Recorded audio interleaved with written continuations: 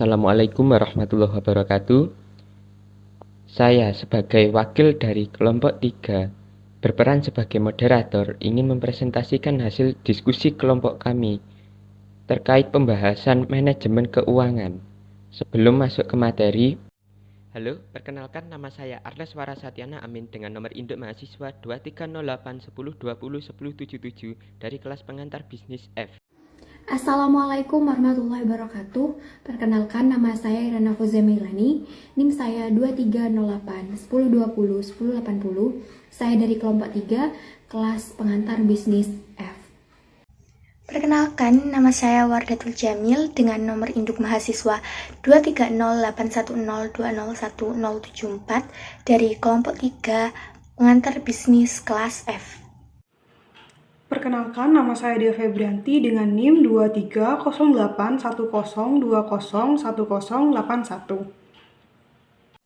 Saya Yunita Hardini Puteri dengan NIM 230810201082. Perkenalkan, nama saya Aurea Zerina Zulkarnain dari Fakultas Ekonomi dan Bisnis Prodi Manajemen dengan nomor induk mahasiswa 230810201071.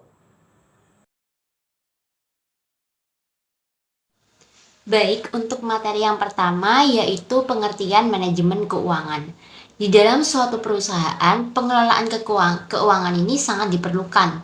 Dengan pengelolaan keuangan yang baik, maka aktivitas perusahaan akan berjalan dengan lancar. Oleh karena itu, diperlukan adanya suatu bidang yang dapat mengelola keuangan, yaitu manajemen keuangan yang dipimpin oleh seorang manajer. Sehingga dapat disimpulkan bahwa manajemen keuangan adalah kegiatan mengelola dana perusahaan yang meliputi cara memperolehnya, penggunaan, dan menyimpan dana perusahaan. Di samping itu, terdapat beberapa ahli yang berpendapat mengenai pengertian manajemen keuangan. Yang pertama, menurut pendapat James Stephen Horner dan John M. Wakami, manajemen keuangan adalah segala aktivitas yang berhubungan dengan perolehan, pendanaan, dan pengelolaan aktiva dengan beberapa tujuan menyeluruh. Oleh karena itu, fungsi pembuatan keputusan dari manajemen keuangan dapat dibagi menjadi 3 area utama. Yang pertama, keputusan sehubungan investasi, yang kedua, pendanaan, dan yang ketiga, manajemen aktiva. Selanjutnya, pendapat dari Bambang Rianto. Manajemen keuangan merupakan keseluruhan kegiatan perusahaan yang berhubungan dengan usaha untuk mendapatkan dana yang diperlukan dengan biaya minimal dan syarat-syarat yang paling menguntungkan, beserta usaha untuk menggunakan dana tersebut seefisien mungkin. Dan yang ketiga, pendapat menurut Ahmad Husnan. Manajemen keuangan merupakan tanda fungsi-fungsi keuangan. Fungsi-fungsi keuangan tersebut adalah bagaimana menggunakan dana atau allocation of fund dan memperoleh dana atau raising of fund. Selanjutnya yaitu tujuan manajemen keuangan. Tujuan manajemen keuangan adalah untuk memaksimalkan profit atau keuntungan perusahaan. Selain itu, terdapat pula beberapa tujuan manajemen keuangan, yaitu terdapat 7. Yang pertama, menjaga arus kas. Pemasukan dan pengeluaran kas harus diketahui dan diatur agar seimbang dan terkendali. Jika arus kas tidak terkendali, maka suatu perusahaan akan mengalami kerugian. Yang kedua, memaksimalkan keuangan perusahaan. Manajemen keuangan juga mengatur kegiatan keuangan sehingga apabila terdapat kegiatan anggaran yang merugikan, maka dapat diganti oleh kegiatan anggaran yang menguntungkan sehingga keuangan perusahaan dapat digunakan secara maksimal. Yang ketiga, mempersiapkan struktur modal. Ketika mempersiapkan struktur modal, manajer keuangan harus mengetahui jumlah dana yang dimiliki perusahaan dan jumlah dana yang bersumber dari utang. Yang keempat, mengoptimalkan kekayaan perusahaan. Pemberian bagi hasil yang maksimal kepada pemegang saham dapat meningkatkan kepercayaan investor agar selalu berinvestasi pada perusahaan. Yang kelima, mengurangi risiko operasional. Manajemen keuangan yang baik dapat mengurangi risiko bisnis karena pengambilan keputusan yang tepat. Yang keenam, memastikan kelangsungan kehidupan perusahaan. Dengan manajemen keuangan perusahaan yang baik, maka perusahaan dapat menyusun strategi yang tepat agar dapat bertahan dalam persaingan bisnis. Yang ketujuh dan yang terakhir, mengurangi biaya modal. Di dalam bisnis, tentunya perusahaan menginginkan penggunaan modal yang sedikit tetapi keuntungan yang diperoleh banyak. Oleh karena itu, dengan manajemen keuangan, seorang manajer dapat menentukan perencanaan modal yang sesuai sehingga penggunaan modal dapat optimal. Awal munculnya manajemen keuangan ini pada abad ke-19, tepatnya di Amerika Serikat. Munculnya pun disebabkan oleh pesatnya perkembangan industri yang menimbulkan permasalahan baru, yaitu bagaimana dan di mana memperoleh permintaan dan menyediakan dana untuk operasional perusahaan. Pada saat itu, manajemen keuangan adalah bidang keilmuan yang terpisah dari ilmu-ilmu lainnya, yang menekankan pada aspek-aspek hukum yang lazim timbul dalam suatu korporasi, seperti yang berkaitan dengan merger, pengumpulan data, perluasan perusahaan, pembentukan perusahaan baru, tata cara go public, dan penjualan surat-surat berharga. Pada tahun 1929 sampai 1933, pengembangan usaha yang saya sebutkan tadi masih belum terlaksana secara sempurna dan tidak diimbangi dengan peningkatan daya beli masyarakat. Keterlambatan penerapan peraturan yang mengatur kegiatan perusahaan sehingga mengakibatkan kemerosotan perekonomian atau yang disebut dengan resesi yang menjerumuskan pemerintah ke dalam kesulitan yang serius dan berujung pada penutupan usaha di berbagai industri. Pada saat itu, peran manajemen keuangan terfokus pada analisis masalah kebangkrutan dan restrukturisasi. Dan pada periode inilah peran manajemen keuangan beralih dari pembayaran dana pembiayaan seperti merger, dan pendirian perusahaan baru menjadi analisis masalah struktur modal, keseimbangan antara hutang jangka panjang dan modal sendiri. Pada tahun 1940 sampai 1950-an, manajemen keuangan mulai dipelajari oleh masyarakat luas. Saat itu, manajemen keuangan juga mempelajari cara penggunaan dana secara efektif dan efisien. Pada waktu itu, tujuannya adalah menghitung secara rinci keadaan keuangan suatu perusahaan guna menganalisis keuntungan yang diperoleh dan nilai perusahaan yang tercermin dalam harga saham.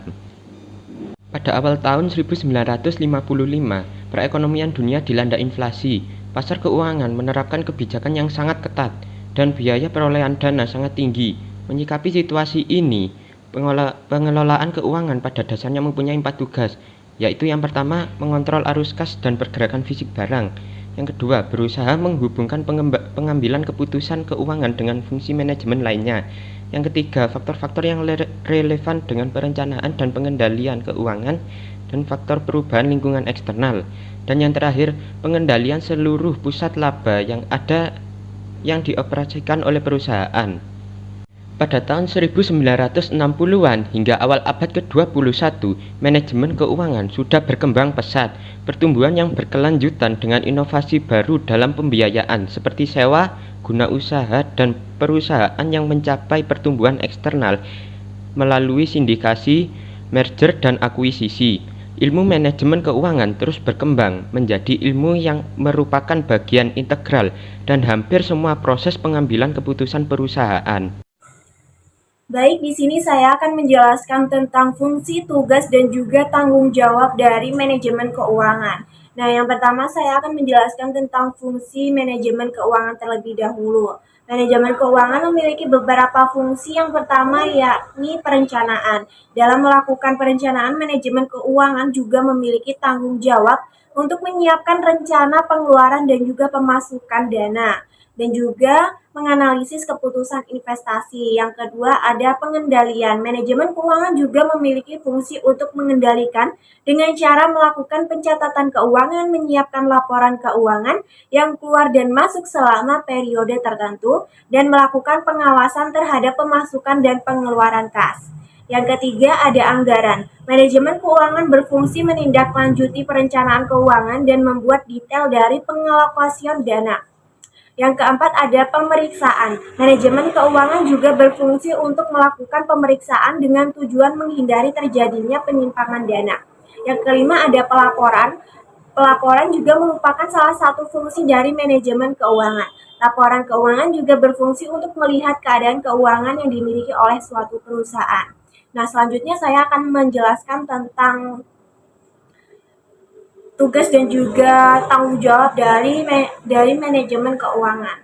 Tugas utama dari seorang pelaku manajemen keuangan yaitu mengenai keputusan tentang investasi, pendanaan aktivitas usaha, dan pembagian dividen suatu perusahaan. Dengan kata lain, tugas pokok dari manajemen keuangan ini untuk merencanakan, memaksimalkan kualitas atau value perusahaan. Nah, itu merupakan tugasnya. Nah, sekarang kita akan bahas tanggung jawab dari manajemen keuangan. Manajemen keuangan atau bukan manajemen keuangan ya, melainkan pelaku dari manajemen keuangan. Pelaku manajemen keuangan ini disebut sebagai manajer keuangan. Nah, manajer keuangan ini memiliki beberapa tanggung jawab, yaitu yang pertama, mengelola aset-aset tetap berupa mempertimbangkan umur ekonomisnya, perbaikan terhadap kerusakan-kerusakannya, serta menjamin penggantian pada waktu yang telah ditentukan. Yang kedua, menjamin pengembalian dana bagi kreditor dan pemegang saham secara rutin dan jumlahnya yang mencukupi. Yang ketiga, ada pengevaluasian kerja perusahaan melalui laporan keuangan yang telah disusun. Dan yang terakhir, tanggung jawab dari seorang manajer keuangan yaitu mencari dana yang dibutuhkan serta mengelola dana yang sudah diperoleh tersebut dengan efisien dan tentunya dengan efektif juga. Itu merupakan penjelasan dari saya, kurang lebihnya kesalahan kata atau ucapan saya mohon maaf. Selanjutnya akan dijelaskan oleh teman saya. Saya akan menjelaskan tentang prinsip manajemen keuangan. Dalam pengelolaan keuangan, setiap bisnis terdapat prinsip untuk mengambil keputusan keuangan. Berikut 7 prinsip pengelolaan yang perlu diperhatikan. Yang pertama adalah konsistensi. Setiap keuangan dan kebijakan organisasi harus konsisten dari waktu ke waktu. Hal ini bukan berarti bahwa sistem keuangan tidak boleh disesuaikan ketika terjadi perubahan dalam organisasi. Pendekatan pengelolaan keuangan yang tidak konsisten merupakan tanda manipulasi keuangan. Yang kedua adalah tanggung jawab. Suatu kewajiban moral atau hukum yang melekat pada individu, kelompok, atau organisasi. Organisasi harus mampu menjelaskan bagaimana mereka menggunakan sumber dayanya dan apa yang telah dicapainya sebagai bentuk pertanggungjawaban kepada pemangku kepentingan dan penerima manfaat. Yang ketiga adalah transparansi. Organisasi harus terbuka dalam pekerjaannya, memberikan informasi tentang rencana dan kegiatannya kepada pemangku kepentingan. Hal ini mencakup penyusunan laporan keuangan yang akurat, lengkap, tepat waktu, dan mudah diakses oleh pemangku kepentingan dan penerima manfaat. Yang keempat adalah kontinuitas. Agar berkelanjutan secara finansial, pengeluaran organisasi pada tingkat strategis dan operasional harus konsisten dengan jumlah yang diterima. Kelangsungan hidup atau kelangsungan hidup adalah ukuran keamanan dan kelangsungan finansial suatu organisasi. Yang kelima adalah integritas. Dalam menjalankan aktivitas operasional, pihak-pihak yang terlibat harus menunjukkan integritas yang baik. Selain itu, laporan dan catatan keuangan harus diperbarui untuk memastikan bahwa catatan keuangan lengkap dan akurat. Yang keenam adalah manajemen. Organisasi harus mampu mengelola pendapatan dengan baik dan memastikan bahwa uang tersebut digunakan untuk mencapai tujuan yang telah ditetapkan. Yang ketujuh adalah standar akuntansi. Sistem akuntansi dan keuangan yang digunakan oleh suatu organisasi harus mematuhi prinsip dan standar akuntansi yang berlaku secara umum. Saya akan menjelaskan mengenai aktivitas manajemen keuangan. Manajemen keuangan memiliki 3 aktivitas utama, yaitu yang pertama, memperoleh dana perusahaan. Manajemen keuangan wajib mencari cara dalam memperoleh dana untuk memenuhi kebutuhan dan biaya kegiatan perusahaan. Biaya yang didapat bisa berasal dari dana internal atau dana eksternal perusahaan. Dana internal perusahaan merupakan dana yang didapat dari dalam perusahaan itu sendiri seperti laba. Laba tersebut adalah laba bersih yang didapat oleh perusahaan dari hasil penjualan produk. Laba yang didapat akan digunakan sebagai modal baru untuk memproduksi produk. Sedangkan dana eksternal adalah dana yang didapat dari luar perusahaan. Contohnya seperti investor, bank-bank komersial, dan pemasok bahan baku yang memberikan pinjaman aset dan lainnya. Artinya, dana eksternal dapat didapatkan dengan 2 cara, yaitu berhutang atau menambah modal baru. Menambah modal artinya perlu menciptakan saham baru yang dapat menarik para investor dari pasar modal. Sedangkan berhutang akan menyebabkan adanya batasan jangka panjang atau jangka pendek. Aktivitas kedua adalah memanfaatkan dana perusahaan. Dana yang sudah diperoleh tentu akan dimanfaatkan untuk keperluan perusahaan. Dana tersebut akan dimanfaatkan untuk menjalankan usaha. Pemanfaatan tersebut antara lain melunasi kewajiban atau utang, memenuhi kegiatan operasional perusahaan, melakukan investasi. Aktivitas ketiga adalah mengelola aset atau aktivitas. Mengelola aset merupakan kegiatan yang dilakukan manajemen keuangan supaya aset yang dimiliki oleh perusahaan dapat beroperasi dengan efektif dan efisien. Hal ini dapat dilakukan setelah menginvestasi dana dalam bentuk aset. Tugas dari manajemen keuangan adalah menghadapi tantangan yang dapat terjadi dari waktu ke waktu, yaitu penyusutan aset. Maka manajemen keuangan perlu mengelola aset supaya tidak mengalami penyusutan. Sekian dari saya, terima kasih. Saya akan menjelaskan mengenai analisis sumber dan penggunaan dana. Laporan sumber dan penggunaan dana menurut Sawir adalah suatu ikhtisar mengenai perubahan-perubahan dalam bidang keuangan yang telah terjadi dalam satu periode. Dalam manajemen keuangan, dibutuhkan laporan untuk mengetahui dari mana sumber dana dan berapa dana yang ada dalam suatu perusahaan tersebut.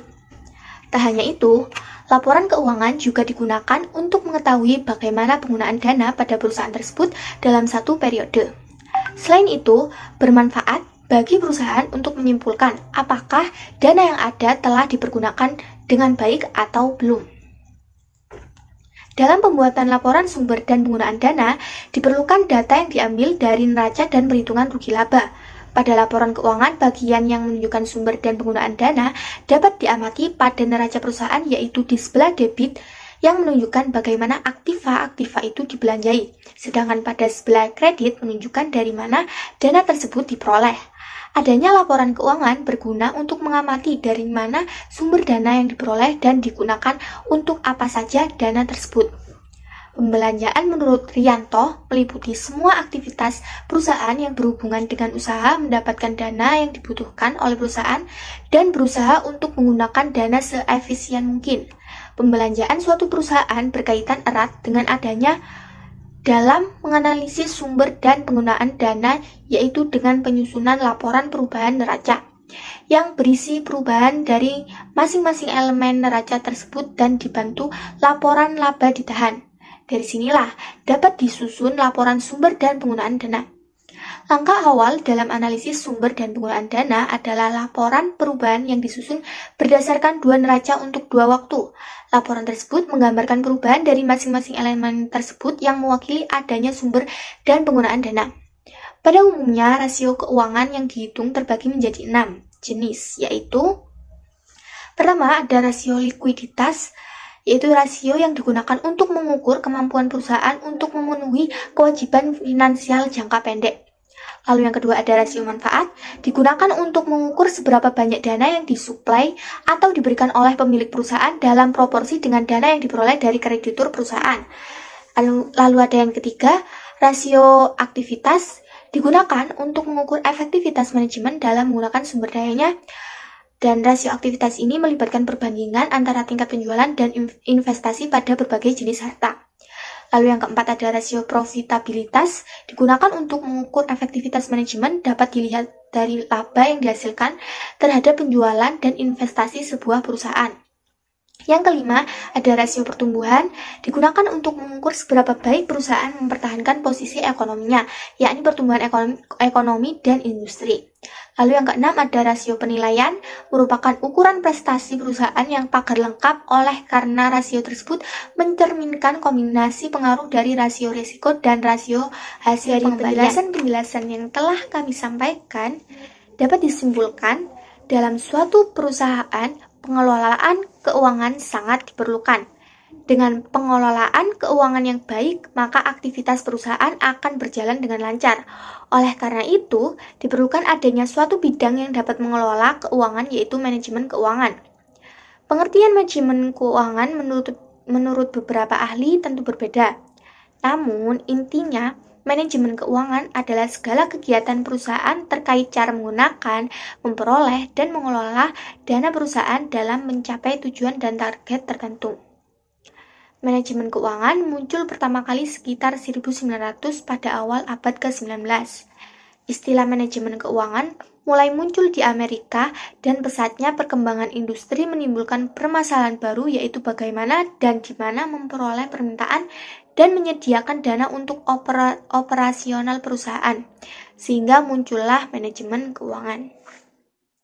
Kemudian, pada tahun 1929 sampai 1933, peran manajemen keuangan beralih dari pembayaran dana pembiayaan seperti merger.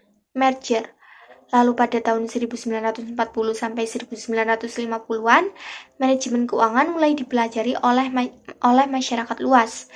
Tahun 1950 sampai 1960-an mengalami pembaharuan pada sisi liabilitas dan model sendiri yang berada di sebelah kanan laporan neraca.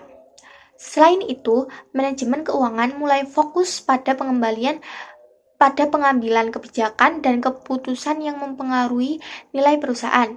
Dan tahun 1960-an hingga awal abad ke-21, manajemen keuangan sudah berkembang pesat.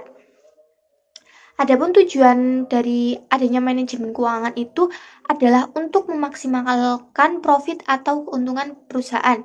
Selain itu, terdapat pula tujuan manajemen keuangan lainnya, antara lain menjaga arus kas, memaksimalkan keuangan perusahaan, mempersiapkan struktur modal, mengoptimalkan kekayaan perusahaan, mengurangi risiko operasional, memastikan kelangsungan kehidupan perusahaan, dan mengurangi biaya modal. Terdapat 5 fungsi manajemen keuangan, yaitu perencanaan, pengendalian, anggaran, pemeriksaan, dan laporan. Selain itu, manajemen keuangan juga memiliki peranan penting dalam pengambilan keputusan. Beberapa keputusan yang dipengaruhi oleh manajemen keuangan. Pertama, ada keputusan investasi berpengaruh besar terhadap besarnya rentabilitas investasi serta aliran kas perusahaan. Kedua, keputusan pendanaan berkaitan dengan penetapan sumber dana yang dibutuhkan dan penetapan pertimbangan penggunaan modal. Dan yang terakhir, keputusan penggunaan modal berhubungan dengan pemakaian dan pengelolaan modal.